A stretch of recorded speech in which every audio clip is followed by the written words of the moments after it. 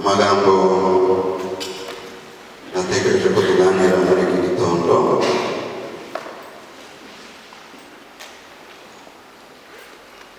ndasoma urwandiko Pawulo yandikiye Abafilipi ibice bibiri ndasoma umurongo wa 5 Abafilipi ibice bibiri umurongo wa 5 Bibiliya iravuga ngo mugire wa mutima wari muri Kristo Yesu. Mugire wa mutima wari muri Kristo Yesu. Rongera nsome igitabo cy'Imigani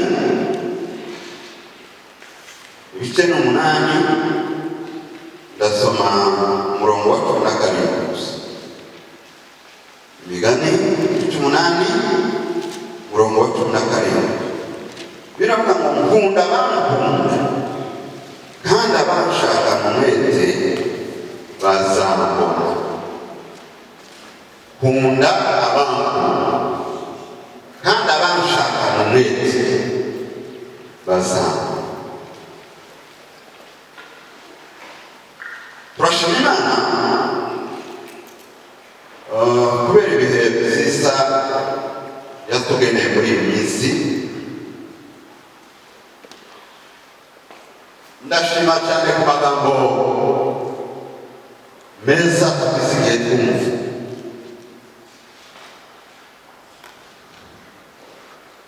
Kandi jewe mbitekereza nabifashe nk'umugisha udasanzwe wagiriwe. Abashumba babanje kuva dutangiye kongera guterana bavuze amagambo meza cyane, ariko yari amagambo yageraga ahantu bikagutera kwibaza ibibazo byinshi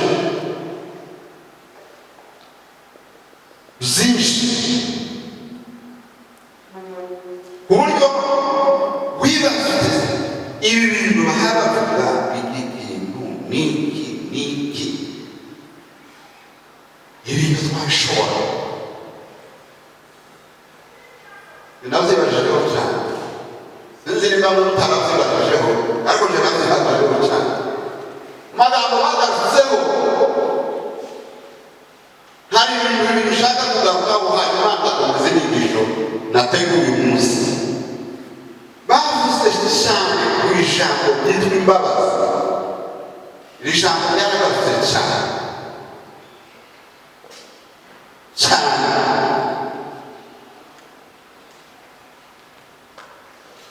noneho komeza kwibaza aho bagiye batubwira ngo imbabazi zacu ntabwo zigarukira kuba zisanzwe gusa, ariko barazamutse bagera ahantu batubwira ngo turasabwa kubabarira n'abatazisabye ndetse batanahagaritse kutugirira nabi bakomeje. Babaye urugero rwiza rw'Dawidi wagiye ababarira umuntu utari wigeze ahagarika kumuhiga no gushaka kumugirira nabi. Nibuka Pastor Salomo yabitanzemo urugero aravuga ngo abigereranya muri igisego cya kindi kiza kigora cyane kuba bari umuntu utiteguye gusaba imbabazi, utanafite gahunda yo guhagarika ibyo uzashaka kukugirira ibyo. Ariko baratubwiye ngo nabyo naho be n'umuntu ngo tugomba kumubabarira.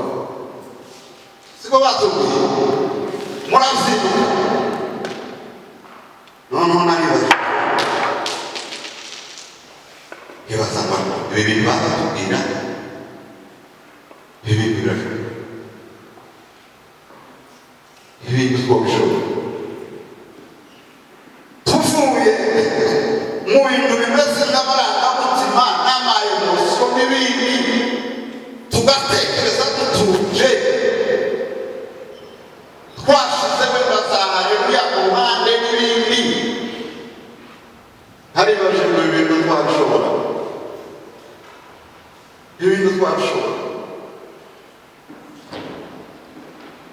Izi nyigisho zigishwa hari umuntu wanditse aravuga ko noneho ibintu mwatubwiye biragoye, wese n'abariya nabo n'abameze gutya nabo twubaha. Ikibazo narakibajije cyane mu nyigisho, bongeye kuduha urugero rw'uyu mugabo nari mvuze witwa Dawidi. Baratubwira ngo ni umuntu wari ufite umutima, Imana yitegereje avuga ngo afite umutima umeze nk'ushaka.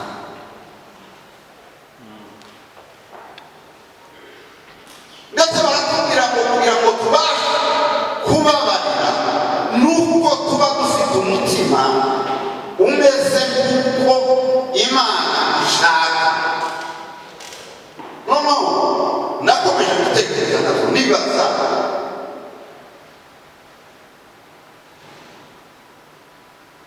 imitima yacu y'umuntu yireba, iyi mitima dutunga ni imitima Imana yashira ku munzani ikavuga ngo runaka afite umutima umeze nk'uko nshaka. Kuko iyo usomye amagambo ya Dawidi barayavuze cyane, hazabe gutekereza ngo baratanga. Bavuze amagambo ukuntu yagiye ababarira kuri ya manzi we Sawuli n'ibindi, ariko muri iki gitondo nongeye gutekereza ikintu batagezemo bavuga, nacyo kirantangaza. Nibaza ngo bene umutima umuntu wawubona wawukunda. Nasomye Bibiliya iravuga ngo zageze ahantu Sawuli yaramuhize, murabizi birananirana, ariko umunsi umwe Sawuli na Yonatani bashaka urugamba. Bagezeyo ngo baratsindwa, hanyuma barakabona. Bamaze kuva, Bibiliya ivuga ngo haza umugabo ngo aza yihuta cyane, azaje kubwira Dawidi amakuru y'ibyaha. Ngo ahageze baramubwira ngo uzi ibyaha, baramubwira ngo urugamba rwabaye kandi Abisirayeli batsinzwe, Sawuli yapfuye ndetse n'umuhungu we Yonatani nawe yapfuye. Dawidi baramubwira ngo se ayo makuru ko bapfuye wayamenye ute? Undi ngo aramubwira ngo twarungaga tumaze gutsindwa, ngo nza kugera ahantu ngo usanga Sawuli bamuteye icumu bamurashe, ngo ariko usanga ataracika. Ngo tuvuganye Sawuli baramubwira ngo mporereza, mwica umporereze irangi, ngo fata ikota ndamusogota ndamuporereza. Dawidi ngo aramutegera. Ahantu ntibashije basohoka wa munsi Dawidi yari yarahakanye avuga ngo sinzazamura ukuboko kwanje hejuru y'umwana w'ibigishijwe amavuta. Ariko uyu munsi umuntu wabasha kumubwira amakuru, Dawidi sibo bari bamutumye kwica.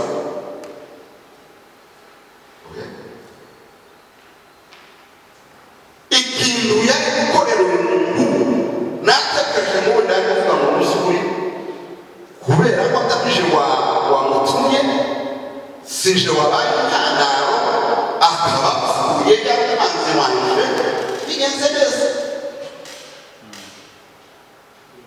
Ariko Dawidi ngo aramubwira ngo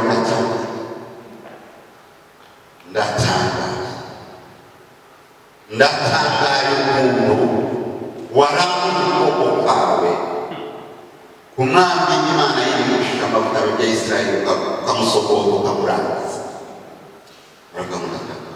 Baravuga ngo bagufate bagusogote bakwice kandi amaraso yawe ntakambagwe yagarukira mu bantu. Niba umutima bagabanya wawe uyu mutima ushobora kuwukura wawukura mu bizo birangiye. Dawidi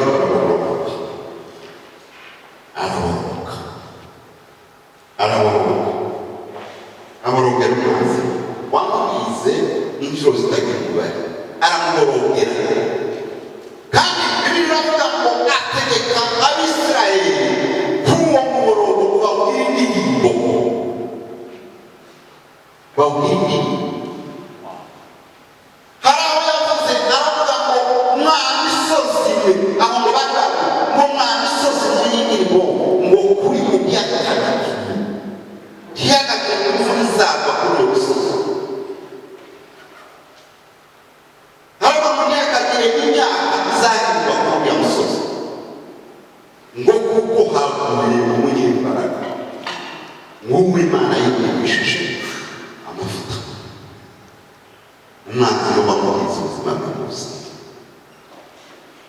Noneho rero ntekereje ibi bintu zose ndavuga ngo iyi mitima, uyu mutima, izi mbaraga zaduhesha kuba twababarira abatugirira nabi twazikuranye,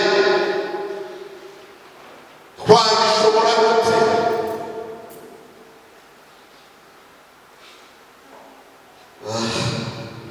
Bituma ntekereza ikintu nasomye, aya magambo twasomye natekereje muri kimwe mu bisubizo. Wenda nawe wabona ikintu, ariko natekereje kinasomye. Ijambo ry'Imana ryatubwiye ngo mugire wa mutima wari muri Kristo Yesu. Mugire wa mutima wari muri Kristo Yesu. Imana ishimwe cyane. Imana ishimwe cyane. Imana ishimwe cyane. Kunda Yesu. Mugire wa mutima wari muri Kristo Yesu. Natekereje muri iki gitondo ndeba ibintu bizabuzurira umutima wa Yesu. Ndavuga ngo reka mvuge ko muri iki gitondo tuvuge ngo uyu mutima wa Yesu wari wuzuyemo imbabazi. Umutima wa Yesu ni umutima wari wuzuye imbabazi. Rero kugira ngo tubashe gutunga izo mbabazi nuko dutunga uriya mutima wa Yesu, kuko wabugize uwutunze niwe ushobora kubabarira uwamugiriye nabi. Umutima wa Yesu ni umutima wari wuzuye imbabazi. Hari ibintu natekereje zonyine kugira ngo Yesu aze mu isi, nuko umutima wari wuzuye imbabazi. Ni imbabazi.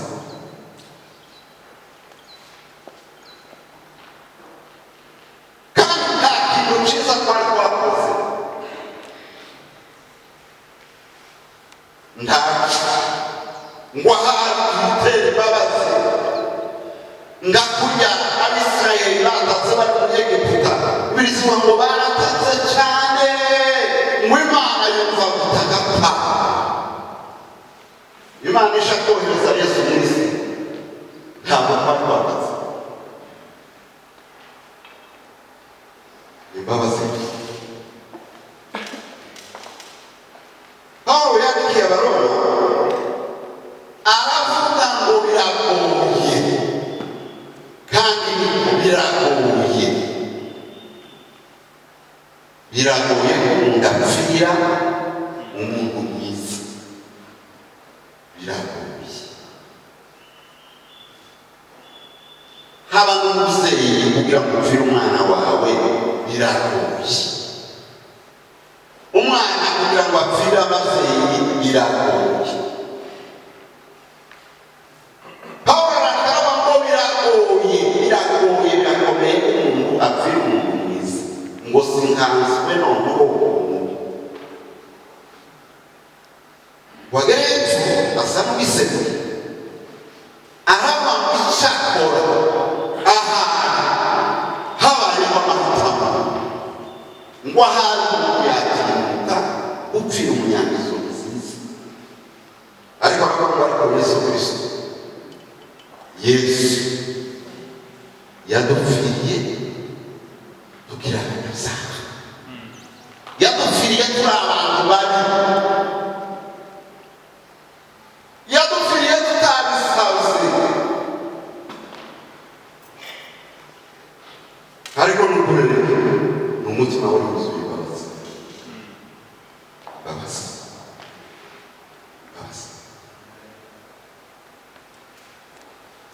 Iyo byitegereje Yesu ukuntu yabaye muri iyi si,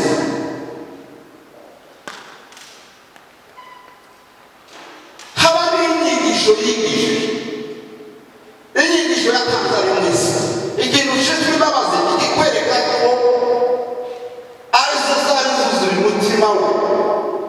Ikintu ushinzwe imbabazi ni ikintu yashyizeho imbaraga zazo. Biravuga mu munsi umwe abarinda ngo bafashe umudamu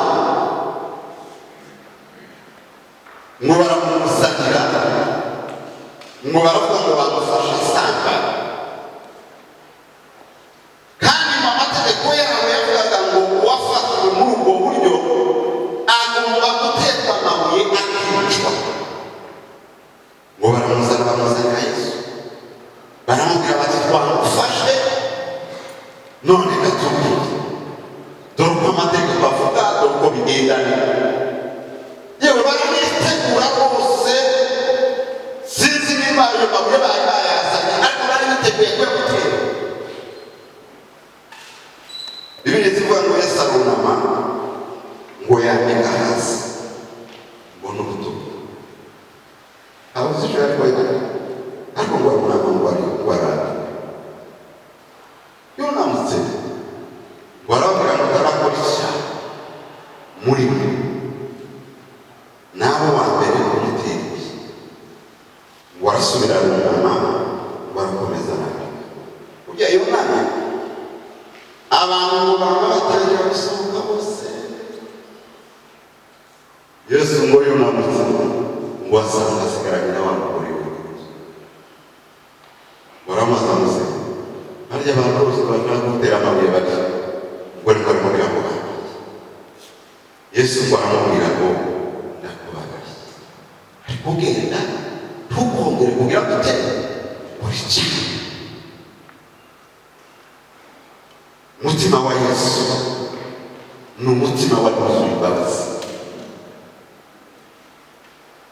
Hari aho yavuze amagambo akomeye cyane, iyo natekereje nzamumva aremereye cyane, ariko niko Yesu yabivuze mu nyigisho ze.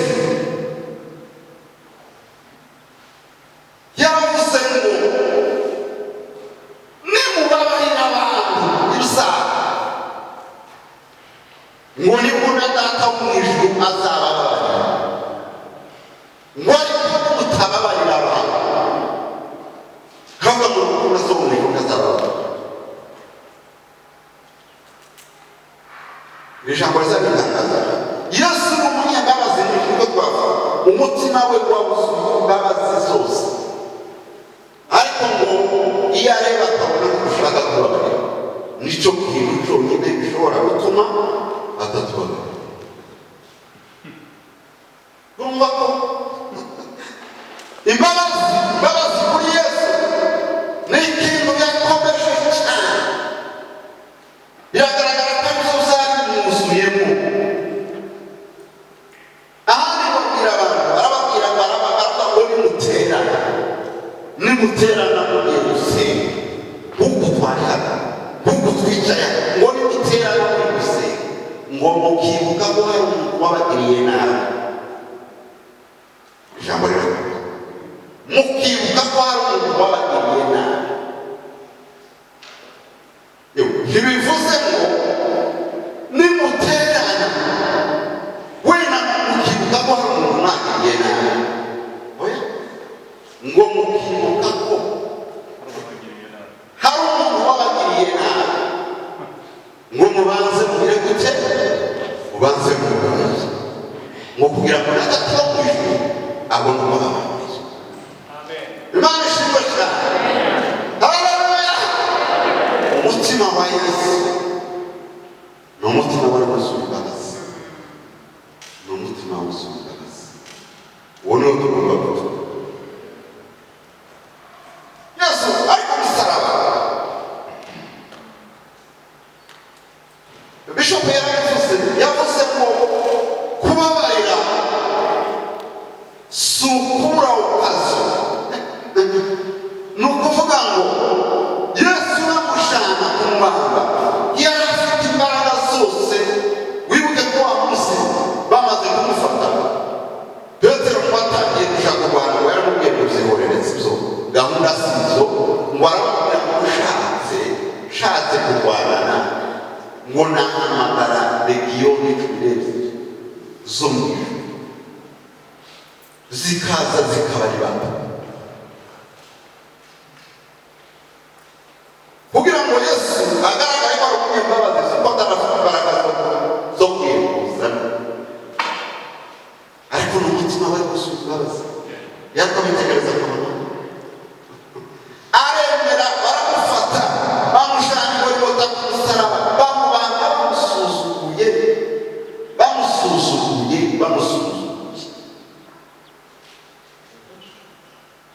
Umutima wuzuye imbabazi araceceka, bakazabazana ikamba ry'amaboko, ngo bakaza mu rubingo bakafite mu mutwe, bakavuga ngo mwami w'abaruka, mwami bambitse amahwa abakunda amaraso. Abandi ngo bakaza bakamupfuka mu maso, ngo bakamukubita ishi, ngo bamara bakabigira urwenya, ngo bakamubwira ngo hanura umenye umukubise muri twe. Abandi abagore n'abakobwa n'abana baratambuka, ngo bamureba barakamuzunguza umutwe. Muri Yesu wari warigize igitangaza, ariko kubera umutima wuzuye imbabazi aratuza. Bibiliya rero yatubwiye ngo mugire wa mutima wari muri Kristo Yesu. Reka nababwire ngo ubukristo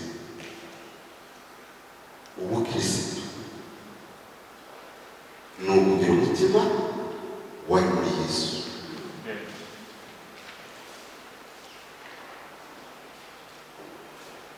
Ubukristo si ukumara imyaka myinshi muri wese, muri ADP n'ahandi n'ahandi. Si ukumenya kuririmba cyane, si ukumenya kubwiriza cyane,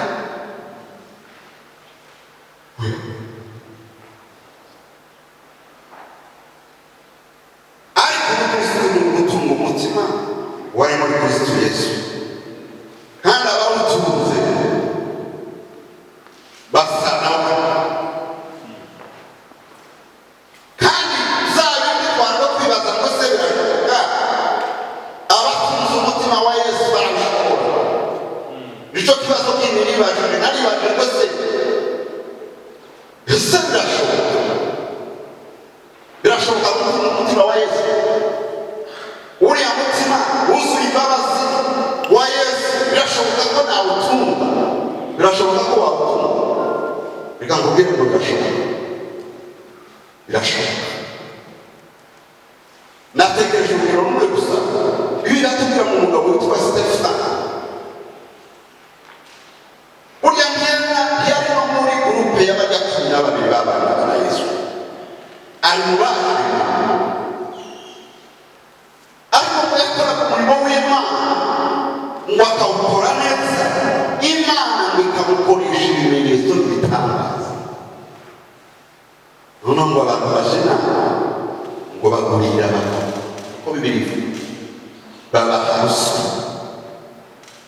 ngo baja kumushinja ngo baravuga ngo twumvisha hakurya Imana na Mose agomba kwica. Bamuzana bamushyira mu rukiko bamurekeye kandi zose z'ibinyoma ngo ariregure yiregura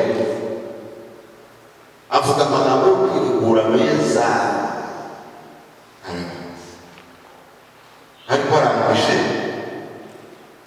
ntizumvikane gahunda yo kumwica irakomeza. ariko Bibiliya ivuga ngo bamaze gufata decision n'ubundi yo kumwica bazakora ngo aragereza mu ishuri ngo avuga ko ijwi rirenga ngo aravuga ko namubonye umwami wacu. Haleluya, haleluya, haleluya. Yari yaramaze muri we, yari yaramaze kwakira kuriya mutima wari muri Yesu. Noneho ngo avuze gutyo ngo abantu bararakara cyane ngo baramukurubana bagenda ngo bamutera amabuye menshi cyane.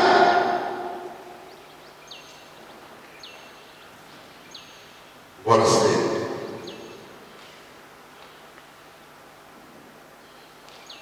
baravuga ngo data ngo ntubabare ko icyaha aratangana.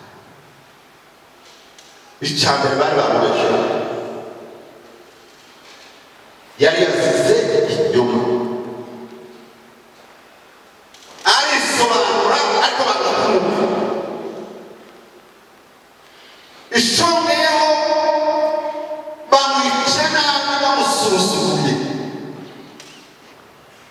ariko kubera umutima w'imbabazi yari afite, kubera umutima wa Yesu wari waruzuye muri we, haravuga ngo data ubabarire kandi bakubabarire mu gihe cyawe.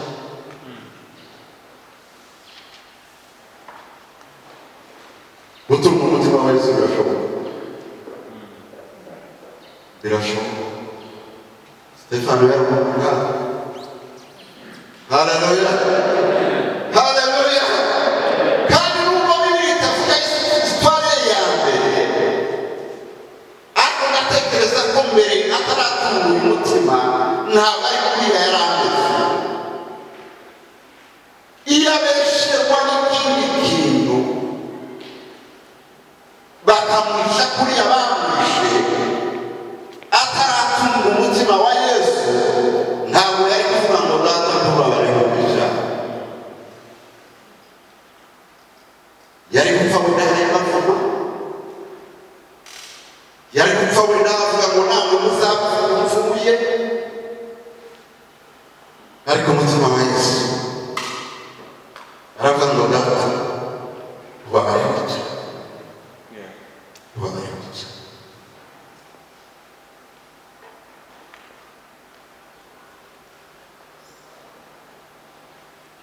nakomeje kwibaza nibaza n'ubundi se dukora iki? bene data dukora iki kugira ngo uwo mutima twakiye? dukora iki? dukora iki? dukora iki? zatumye ntekereza ariya magambo twasomye mu gitabo cy'imigani kiriya gice cya munani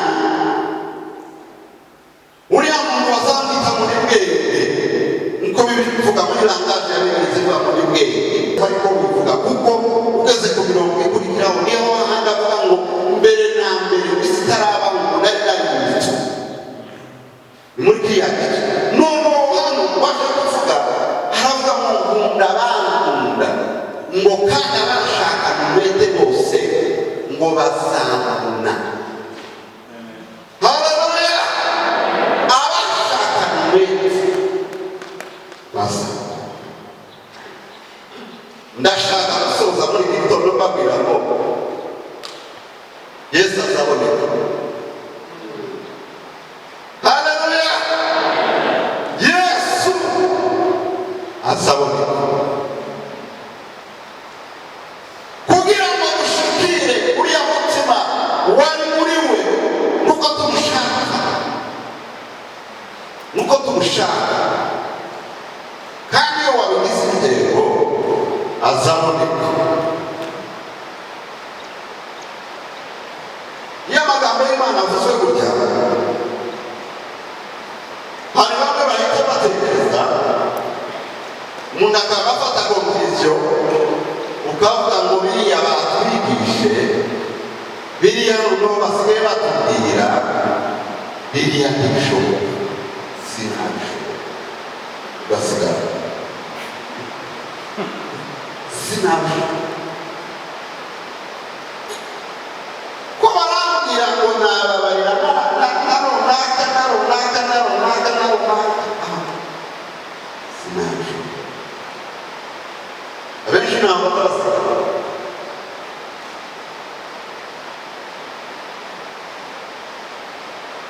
Abandi bakumva wenda bikiri hano, witekereza kumva ngo reka mfate decision noneho kuva uyu munsi igiye kubikora.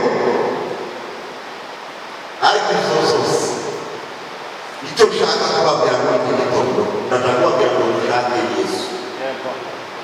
Haleluya! Dushake Yesu kuko azaboneka.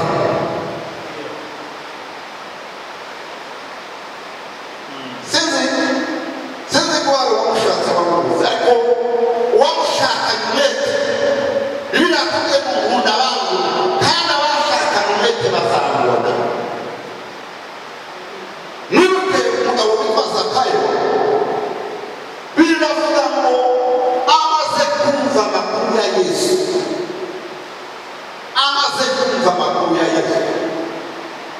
aravuga ngo ngomba kubona Yesu, ngomba kubera ko yari mugufi, abantu bari benshi cyane, ngo agerageza gushaka kumubona ngo ntibizakunda, ariko yari yabigize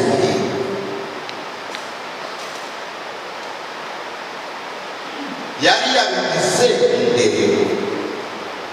Ndashaka kukubwira ngo nimba uyu munsi nushira umutima wawe ku munzani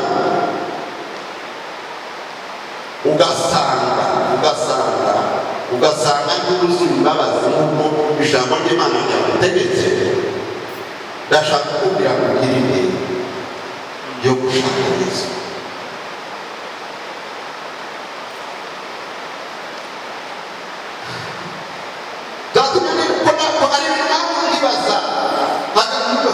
Umuntu yoba mu itorero akaba ari maze imyaka myinshi ariko atarabona Yesu, ibyo nabyo ntushobora.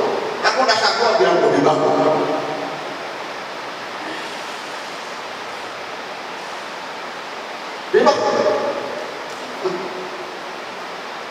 Wanabona umuvugabutumwa, wanabona pasiteri, wanabona umuhanuzi.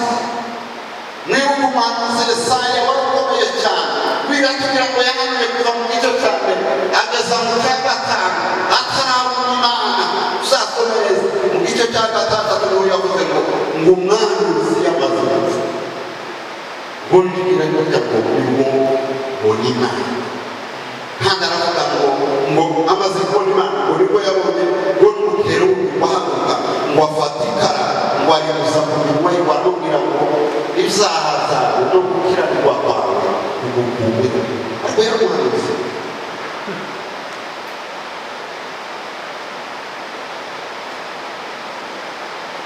Nimureka tugire intego yo gushaka Yesu. Haleluya! Zakayo abigira intego, aravuga ngo uyu munsi ndamubona. Binaniranye ngo yurire igiti, ndamubona yurire igiti, ngo ageze hejuru y'igiti. Yesu ngo amwitegereje amenya ko yagize intego yo gushaka. ngo aramubwira ngo Zakayo kuruhuka ngo usagakiza karataha muwawe, karataha iwawe. Kababwira ngo iyo twahuye na Yesu Kristo, iyo twahuye na Yesu Kristo, imitima yacu irahinduka, irahinduka. Nta n'ikindi, hari igihe ariko tuza gushaka kuvuga ibintu ukaba watekereza ngo ugashaka kubitsindagira cyane. Ni umukristo namenye Yesu, nzi Yesu, ariko ikizacerekana ko wahuye na Yesu ni uko hari ibintu bihinduka muri wowe. Zakayo amaze kubona Yesu, ngo abantu bari bazamuze Yesu ko yagiye kwa Zakayo bahora bahora bakurenganya. Zakayo ngo arasohoka, nta muntu wari wamureze. Atekereje aya magambo muri Kristo, nubwo abantu bari biramaze bavuga ko Yesu yagiye mu nzu y'umuntu w'umunyabyaha, ariko byaba wari washinze urubanza ngo amurega avuge ngo yanyambuye n'ibi. Ariko Zakayo wari wahuye na Yesu. Haleluya. Zakayo wari umaze kwakira wa mutima wari muri Yesu, warasohoka aravuga ngo umuntu wese narenganije wese namusubiza ibyo namurenganije kandi mbikuzika.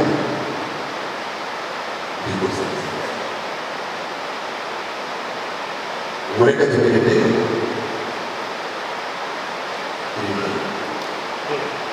kugira intego yo gushaka Yesu.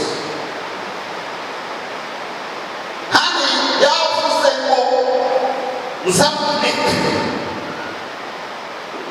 uzanshaka wese azambona. Hari n'abo yavuze ngo hagaze ku buntu, ntabwo ari hagaze ku buntu kodakoma ngo umuntu yumva ijwi ryanjye agategura ngo nzinjirwe gusa.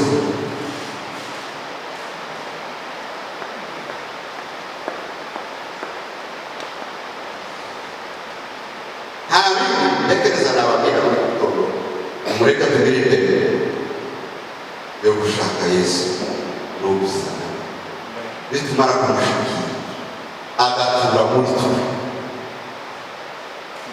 ubabarira bazaba bose.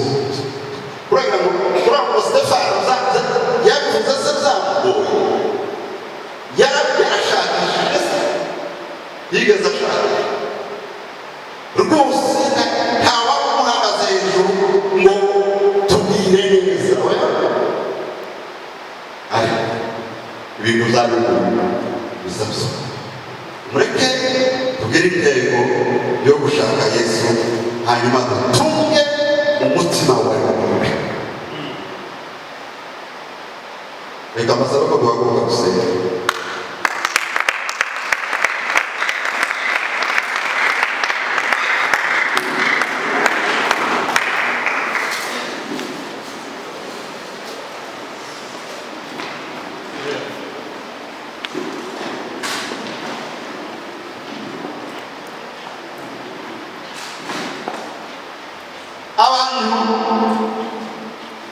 Hari abantu benshi usanga basanga umuntu yirutse mu matorero atandukanye ngo ahagera ahantu ndabona nawe utameze neza bwacu, akaranga umuntu umeze neza bwacu. Oya, intego yacu igomba mureke dushaka Yesu. Shaka Yesu, shaka Yesu. Wahuye nawe arahinduka.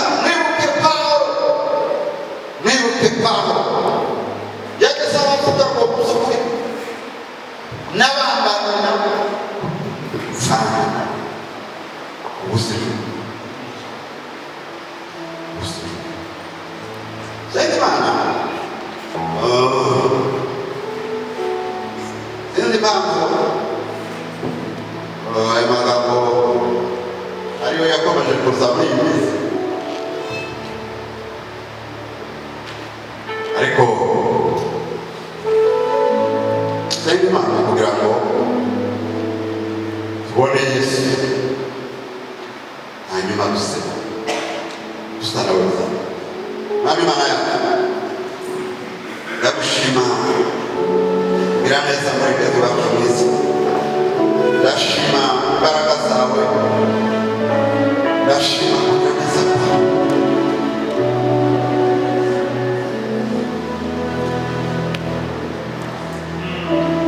Mwami turashaka kukubona, turashaka guhura nawe, turashaka gutunga umutima wawe muri wowe.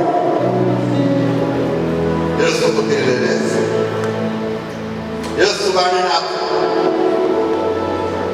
Yesu imitima yacu shiremo intego yo kugushaka, intego yo kukubona, intego yo kukumenya, intego yo kukwegera, intego yo kubana nawe.